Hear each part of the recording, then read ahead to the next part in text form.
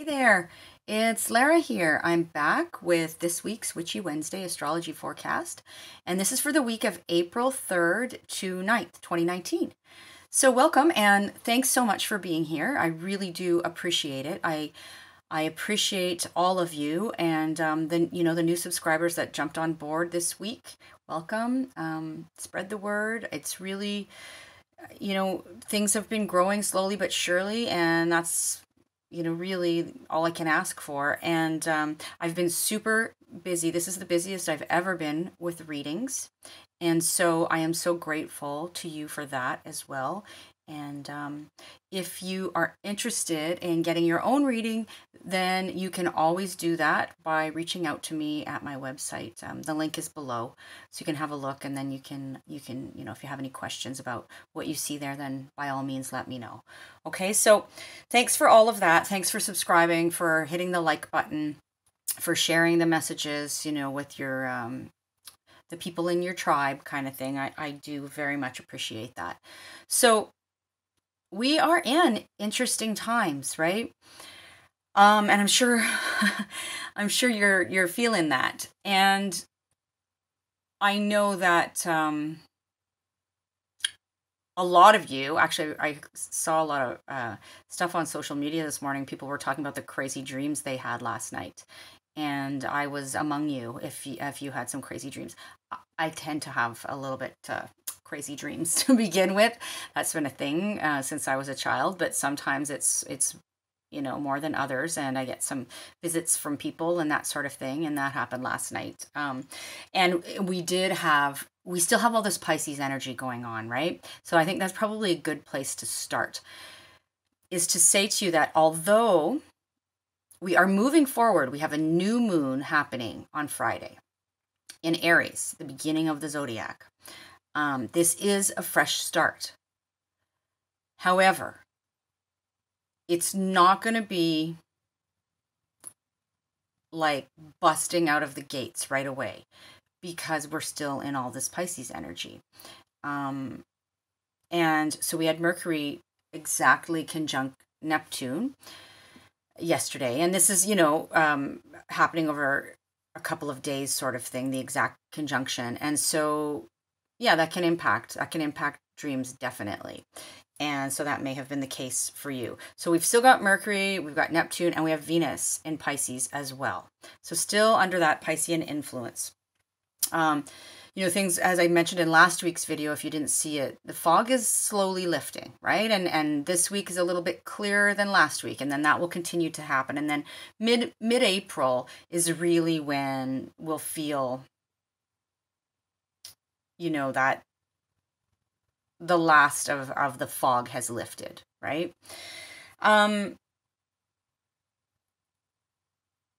With this new moon happening on the 5th, which is happening over like very early in the morning on April 5th on Friday, Eastern Standard Time, so like just before 5 a.m.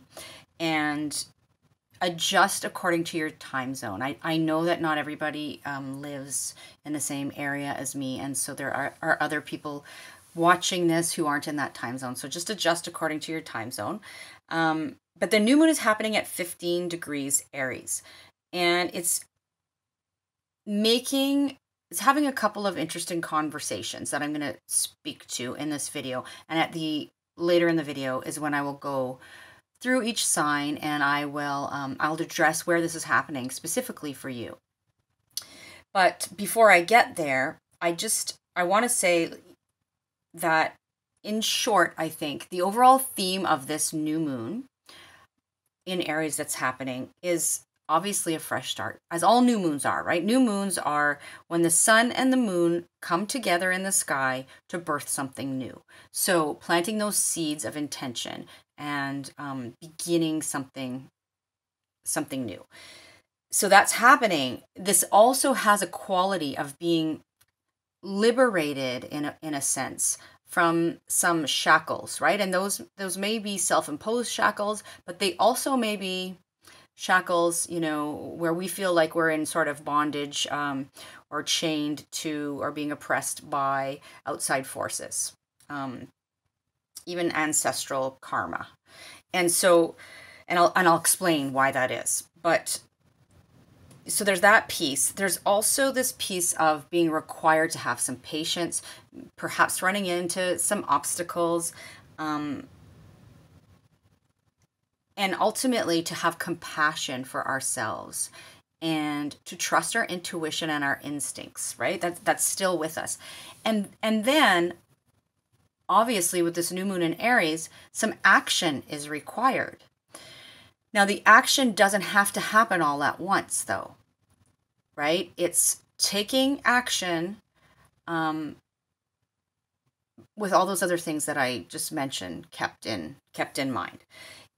This can be also, there can be a piece here of really having to embrace that quality, that Aries quality of being, the brave warrior, the pioneer, the autonomy, right? And that's really Aries operating at its highest vibration. Also, we may have some power struggles and some fears that come up for us around now, and we have to work through those, right? We don't want to shrug those. We don't want to shrug our responsibilities at this time either. But we do, even if these things come up for us, we need to release them. We need to move past that. We need to unshackle ourselves and have faith that the outcome will be a good one, right? Will be for in our own best interest. It'll be for our own soul's growth and all of that. So I'm saying that this piece about having faith because Jupiter is in Sagittarius, loosely trining this new moon, right? So that kind of helps us with that piece of having some, even when things are tough, harnessing that sense of optimism and faith. So I'm going to show you the chart now just to put all of this in context and point out some things that I just referred to. So this is the chart for April 5th, which is the new moon. Today I'm recording this as April 3rd, but this chart is drawn up for April 5th. And so here we see there is the moon and the sun right beside each other at 15 degrees Aries, right? Coming together in Aries to birth something new, a new beginning. Then we've got, there's Chiron at 2 degrees Aries now, Uranus at 1 Taurus, Mars is there in Gemini, the North Node in Cancer. And then here's all this Pisces energy still, right? Mercury conjunct Neptune. There's Venus in there as well. And then up here we've got this ongoing story in Capricorn, which is impacting this new moon and really the month of April. And I'll tell you why that is. Because Saturn here, first of all, at 20 degrees of Capricorn is squaring, right, within 5 degrees, squaring the new moon at 15 degrees. Remember, a square is a conversation of tension. So Saturn is, the obstacles, the rules, the tried and true methods, the hard work, the responsibilities, all of that, right? That are in tension in some way with this new moon. It requires action on our part to work through that. And ultimately, we can, if we do choose to work through that and take that action, we can reap the rewards. Okay, we've also got Pluto and the South Node close to Saturn, but very close to each other here, conjuncting each other. This conversation is happening for most of the month of April. And I'm going to put the chart down in a second and talk to that piece a little bit more before I move through the signs. There is Jupiter, as I mentioned, in Sagittarius, in trine, loose trine with this new moon.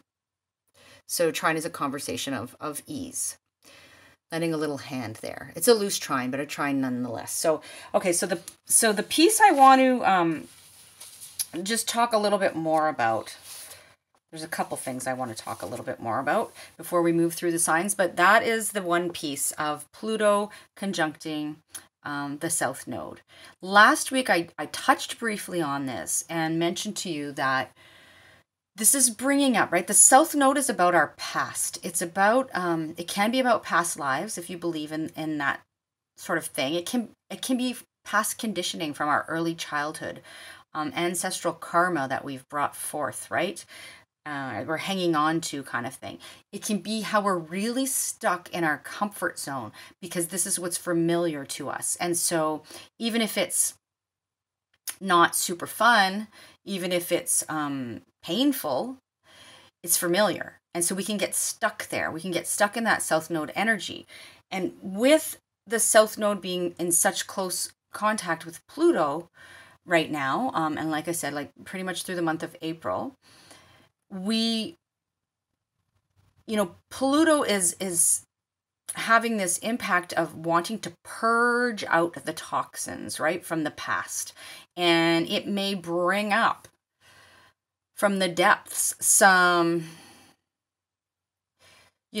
past karma, some past conditioning, some secrets in some cases.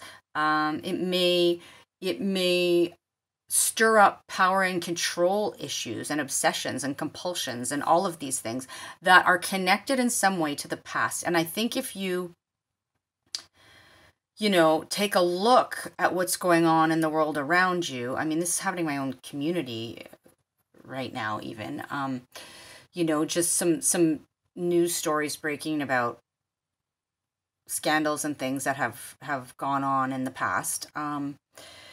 But this is happening all around us, right? You can see that happening. And it's happening in some way in our own lives as well, wherever Capricorn sits in the chart for us, generally speaking. It's having, and this new moon in relation to this, is having the greatest, I would say, impact on those folks who are cardinal signs, so Aries, Cancer, Libra, Capricorn, because this is cardinal energy. Right, Aries, and this is where the energy is really focused. Not to say that everybody else is not feeling the influence, but these folks may feel it the most.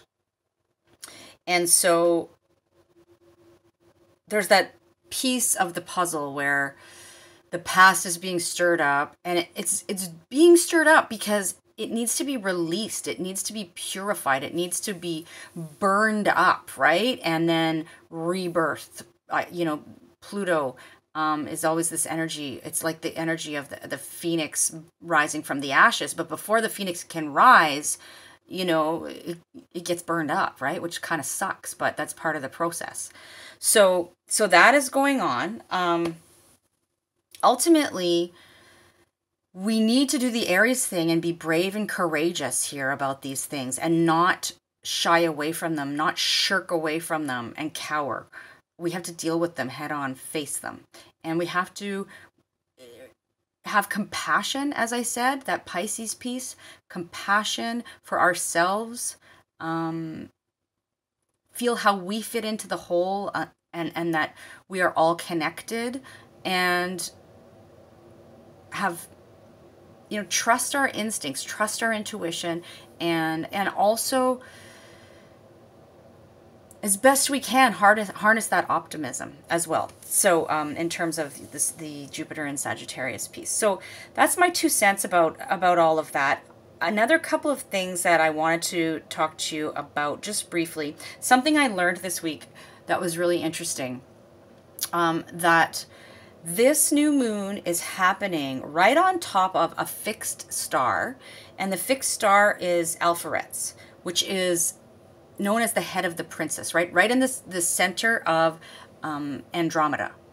And so you can look into this mythology yourself. It's quite interesting. But basically, Andromeda was this princess who had to pay for the sins of her parents. So she was innocent herself, but her parents sort of paraded her around and, look how beautiful she is and this and that. And as a result, she was shackled, she was chained. And, eventually what happened was Perseus, the warrior, rode in on the wings of Pegasus and rescued her. He unshackled her chains, right? And ultimately she hadn't done anything, but she was paying for the actions of her ancestors, her parents. And so you can see how this karmic piece fits in here, right? So take that for what it's worth, take it or leave it. It's up to you. I thought it was quite interesting. Again, you can look more into the mythology of it, but this new moon is happening right there, which to me, it really emphasizes this piece of before we can start something new, we have to deal with the crap, right? We have to deal with our past. We have to deal with the karma, even though it may not be ours. And we may get some help to do that. And sometimes help comes in unlikely places, but keep an open mind, and it may even just require shifting your perspective in some way. Sometimes, action, Aries is a physical sign, but sometimes the action we need to take isn't actually physical action. That can, definitely be a part of it when we're talking about this Aries energy, but it can be action in other ways. And like shifting our perspective is an action in my view. So it can be something like that. You will know ultimately what this is about for you. What you're hanging on to, what is shackling you in some way, and it's up to each of us to choose what we're going to do about that, if anything, right? We always get to choose. So the other thing I want to just briefly mention to you, I know I keep saying the other thing, but this is the last thing before I get to the signs, is I looked up the Sabian symbols for this new moon. Now, if you've never heard, if you're like, what is she talking about? The Sabian symbols are symbols that were channeled in 1925 by a woman named Elsie Wheeler, who was, a psychic, for lack of a better word. She tuned in to the universal messages, and this was done through the help of Dr. Mark Jones, and so she channeled an image for each degree of the zodiac, and these are what's called the Sabian symbols. And so whenever I feel kind of called, I look them up. Once in a while when I'm doing a reading for somebody, I'll get nudged to say, hey, look at the Sabian symbol for this, because it's relevant. And so in this case, I decided to do that. And again, take it or leave it, right? You don't have to buy into anything I'm saying here. I'm just giving you the information, and you get to choose what you do with it. But the Sabian symbol for 15 degrees. So what I did was I looked up I always do this. I looked up the degree. So it's the new moon's happening at 1517 or something like that. I can't remember exactly, of Aries. So between 15 and 16. So I look up the symbol for both of those degrees, right? And so 15 degrees Aries, the symbol is, keeping in mind, this was channeled in 1925, right? So it is an Indian weaving a blanket. So pardon my, political incorrectness in terms of the terminology there, but again, 1925. This is the language being used, and that's what was channeled. Elsie Wheeler channeled, and so to me, this suggests really a time when things are coming together. Right? Think of weaving, like weaving a blanket. All these threads are coming together to create something. And there is a sense of sacredness to this process, and, reverence for the threads that make up the whole, right? Remember I was talking about how each of us makes up the whole. And so I feel like this new moon has that background energy. And then also 16 degrees of Aries, the symbol is brownies, which we could also call nature spirits, dancing in the setting sun. And so this is like about embracing and trusting the unseen forces at work, right? Nature spirits are unseen. And also I think reveling in nature and her mysteries as well. So there's a lot more I could say about this. You know, you can do your own contemplating about this and look into it further if you're interested. If you're not, you know, then leave it and move on. But let's get into going through each of the signs, and I'm going to focus on the new moon. So whichever house Aries sits for you, for your rising sign, I'm going by rising sign in these videos, right? The ascendant, because it's the most accurate. And you can also then listen to your sun sign and your moon sign. And when I say it's the most accurate, I mean when we're doing a general overall reading like this. Of course, if we look at your personal birth chart, that's a different story. Then we're looking at the snapshot of the sky at the moment you were born. These general readings are speaking to the energy in general, right? So everybody with a Virgo rising, for example, will have this new moon happening in a general area of the chart for them. So that's what I mean.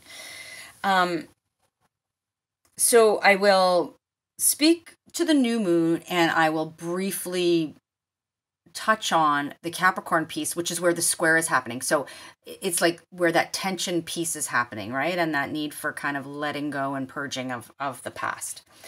So we will begin with Aries this time, because Aries, this is your new moon. And so the new moon is happening in your sign, right? So Aries, in the first house, this new moon, it's like it's a reboot. It's a reboot for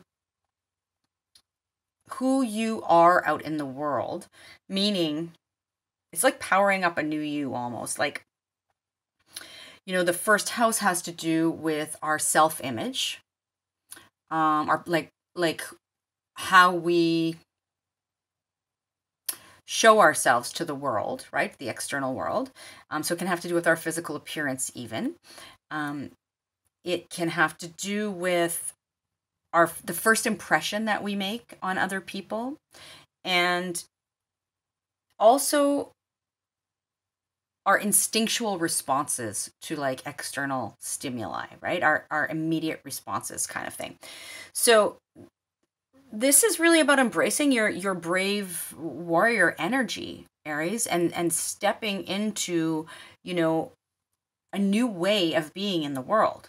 Now, the challenge to this may come in the form of something that happens in terms of your career, your public persona, your public reputation, your relationship to authority, whether that be your own or somebody else,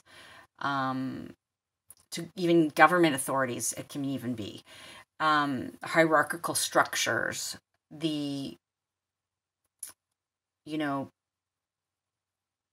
parental kind of figures even in your life. So that's where the challenge comes, because that's where Capricorn sits for you.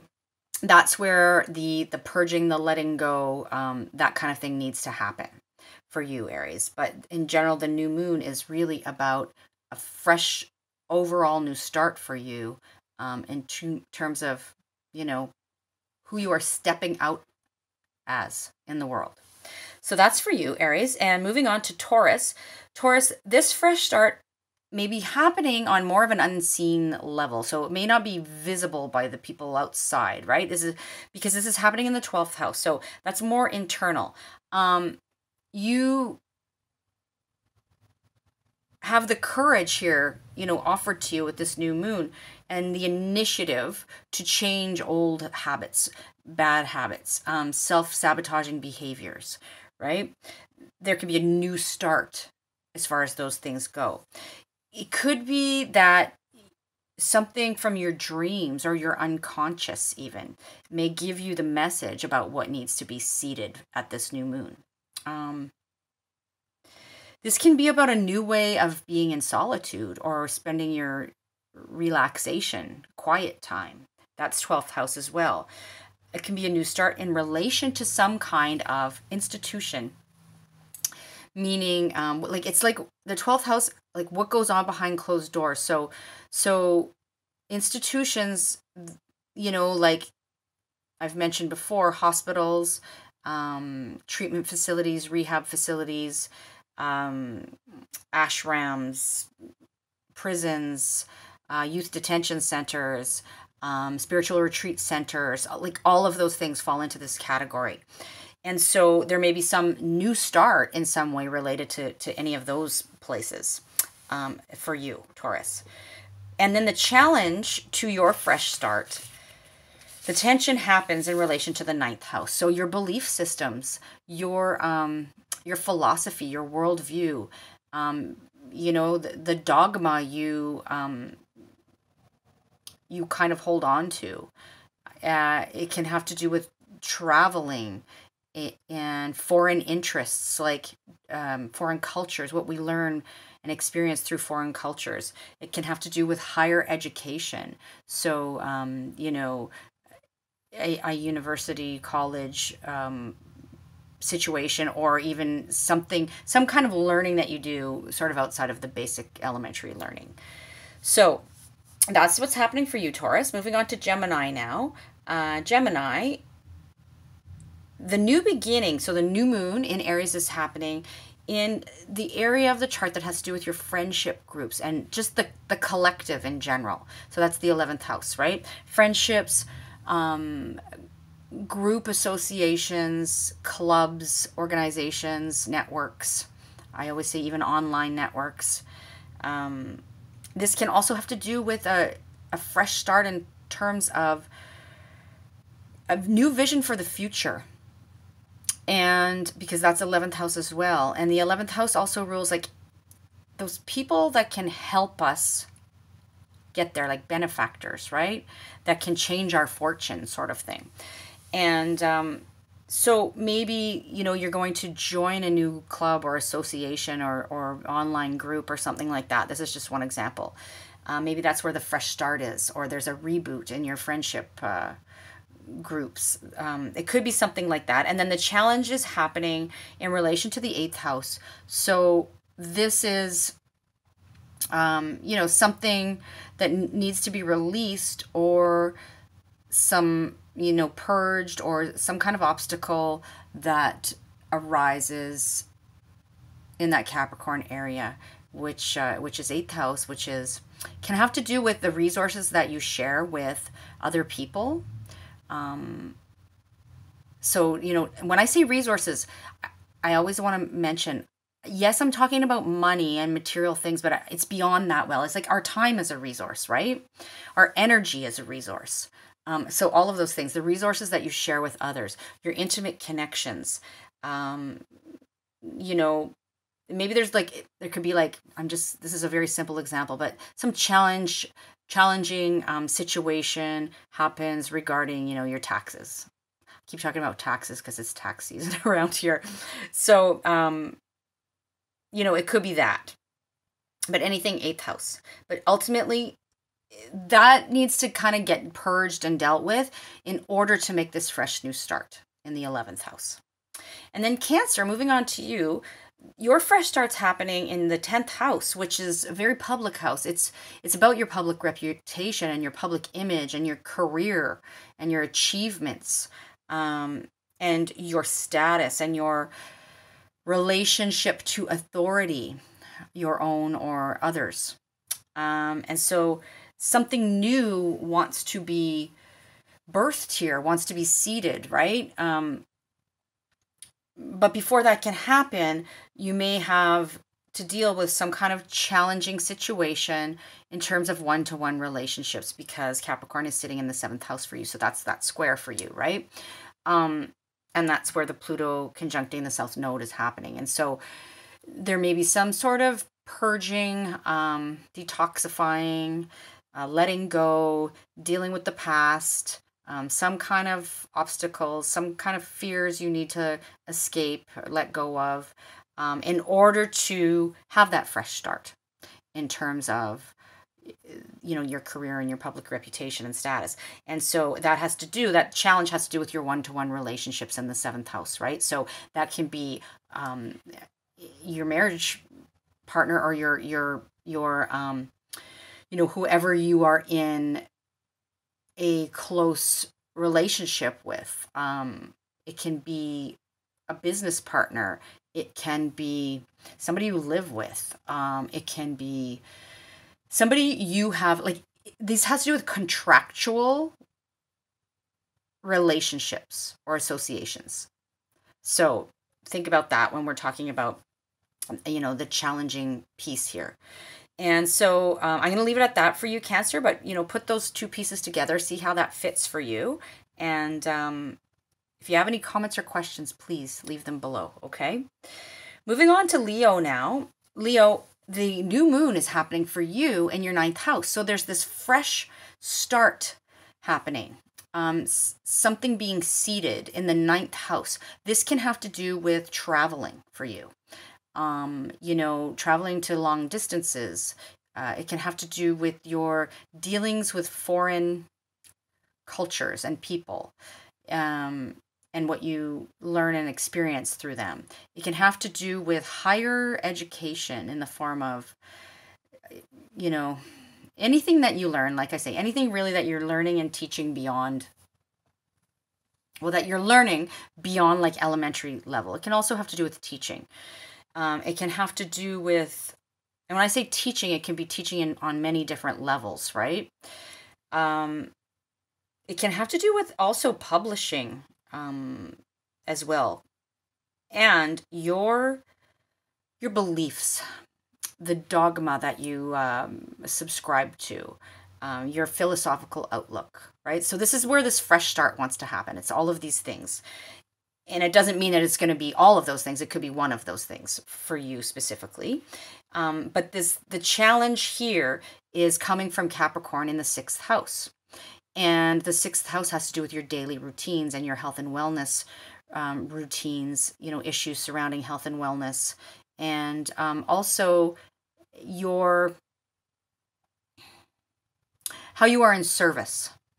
So this can be either daily tasks, like paid tasks, or unpaid as well, right? But how we are in service to others. And so there's something going on there that needs to be released, let go of, shifted, purged.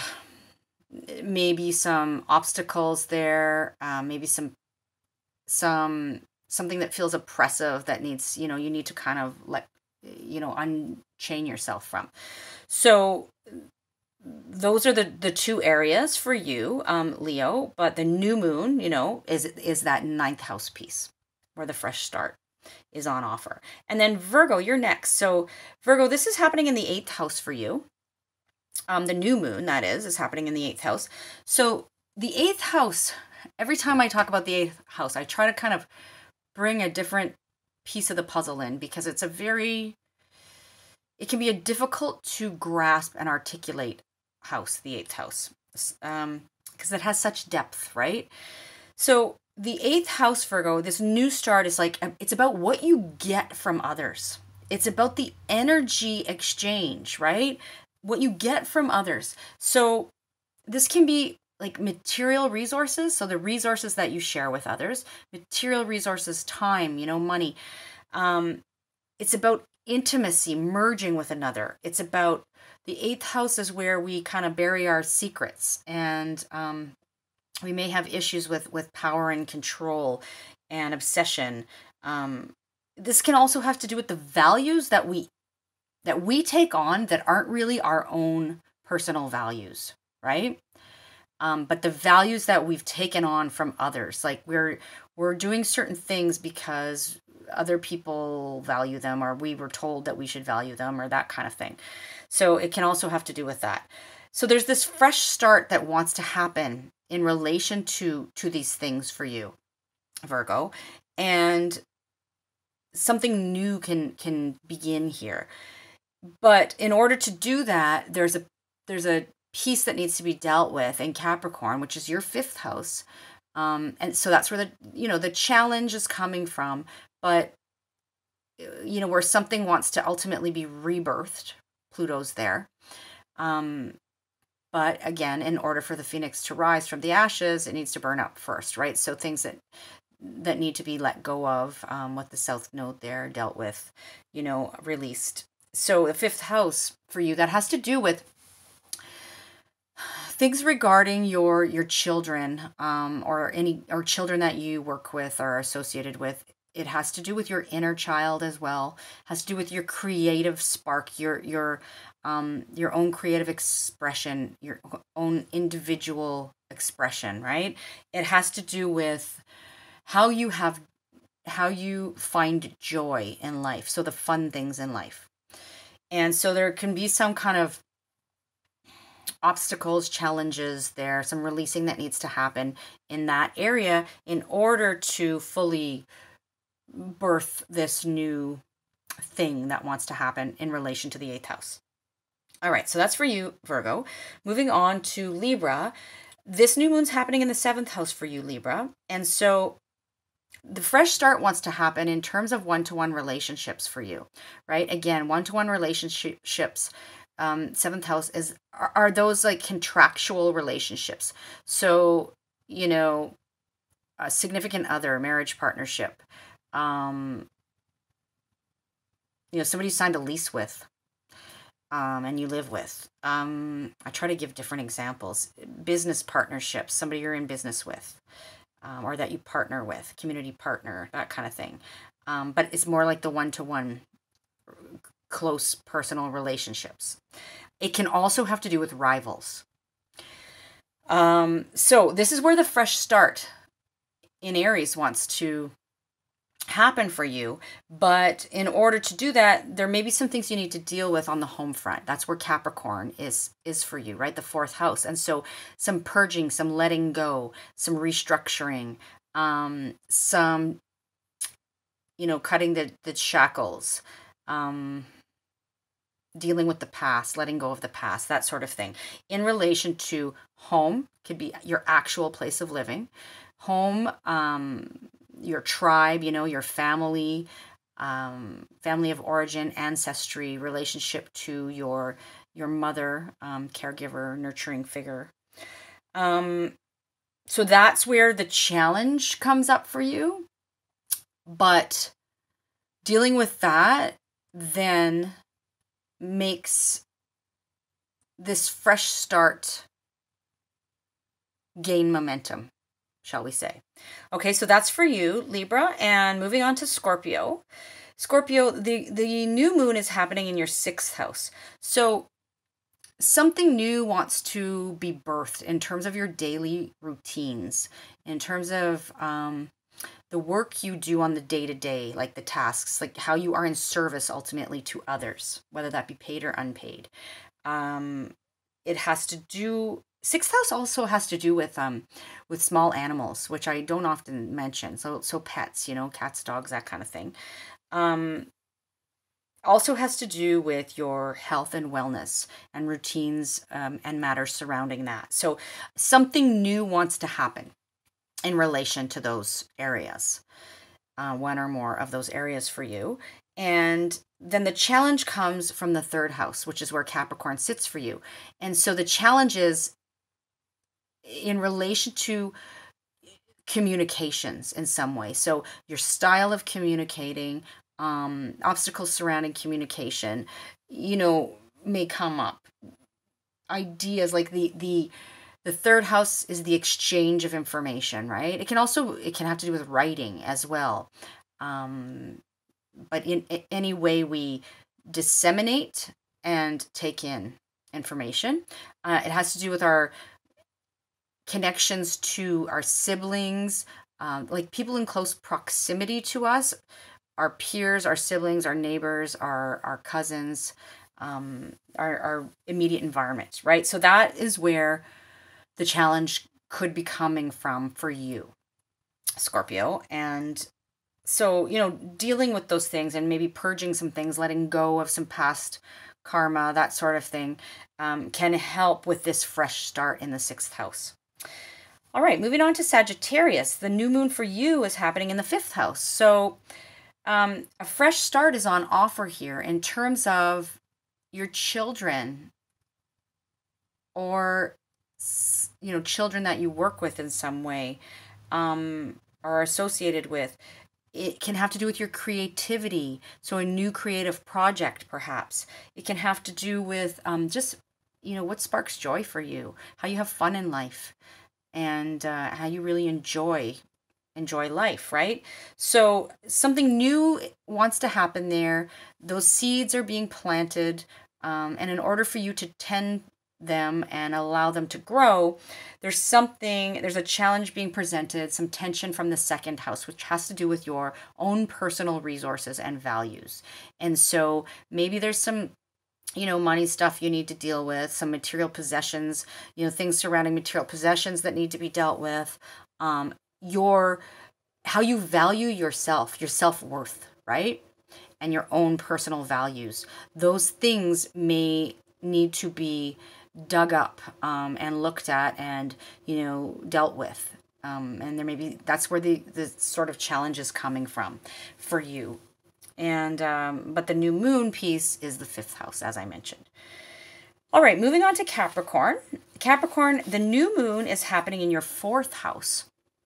So this is a new start, a fresh energy being injected into your home, your family, your place of living, your ancestry, your tribe, your relation to the mother figure kind of thing. Also, your emotional security, right, fits in the 4th house as well. So something new wants to happen here, but in order for that to fully move forward, you need to deal with something that's coming up in the 1st house of self, right? So that could be your physical body, your physical appearance. It could be how you approach the world, how you present yourself to the world, your instinctual responses to things, right? So that's where the challenges is coming from for you, Capricorn. Lots going on, right, for you over this year in general. But that's for you for now. And moving on to Aquarius. Aquarius, the new moon is happening in your 3rd house. So something new is on offer here in terms of your communications, right? And information exchange, and perhaps even your daily commute, which falls in this house. So short travel, short trips. Also can have to do with your siblings or your peers or cousins or neighbors. So a new start wants to happen there. But in order for that to happen, there's some internal things that need to be dealt with, because the challenge in Capricorn is in your 12th house of the internal, the unconscious, the self-sabotaging behaviors, also our relationship to spirit, how we relax and rest and rejuvenate ourselves. So that's where the challenge is coming from for you. But the new start wants to happen in the 3rd house. So that's you, Aquarius. And then last but not least, Pisces. The new moon for you is happening in your 2nd house. So this is a fresh start in terms of your personal resources, your finances, your material possessions, your like the money you make from the job you do, or your business or what have you. How you value yourself, your self-worth, your own personal values, right? What you hold near and dear kind of thing. So that's the fresh start that wants to happen. And then the challenge is coming from the collective, from groups, from friendships, from organizations, from even like your vision for the future. There may be like a challenge in some way that's happening, presenting itself. And this is bumping up, against the 2nd house piece where the new moon wants to new moon is happening. Fresh start wants to happen. And so something in that 11th house may need to be purged, released, let go of, just dealt with in general in order to move on. So I hope that makes sense for everybody. That seemed like it was a bit quick through the signs, but I did get through all the messages that I wanted to tell you. And I'll probably, I don't want to promise, but I'd like to say a little bit more about the Pluto South Node conjunction that's happening over the course of the month. So I may address that in next week's video a little bit further. Okay, in the meantime, take care. say hi down below. Leave me a comment, a question. Please subscribe to the channel and give the video a thumbs up if it resonated with you. And I'll catch you next week, or on Facebook and Instagram in the meantime, which you can follow the links below and find me over there too. Okay? Take care. Bye-bye.